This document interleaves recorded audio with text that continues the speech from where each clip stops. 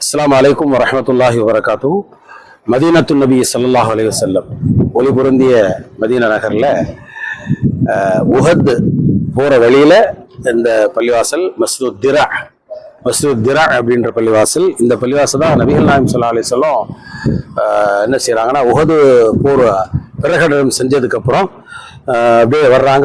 ஒரு நாள் இங்கே நபி ஸல்லல்லாஹு அலைஹி வஸல்லம் தொழுதுறாங்க. தொழுதுட்டு அந்த உருக்கு சட்டையை மேலே போட்டுட்டு, எந்த ஒரு நபியும் உருக்கு சட்டை அணிந்து அதற்கு பிறகு போரிடாமல் திரும்பியதாக சரித்திரம் இல்லை, நானும் அப்படி புறப்படுறேன்னு சொல்லி அந்த போருக்கு கலந்து கொண்டக்கூடிய அந்த சஹாபாக்களுக்கு உற்சாகத்தை ஏற்படுத்தி நபி ஸல்லல்லாஹு அலைஹி வஸல்லம் அவங்க இடம் இதுதான் மஸ்ஜிதுத் திரா அப்படின்னு சொல்லக்கூடிய பள்ளிவாசல். இது பாருங்க, மஸ்ஜிதுத் திரா.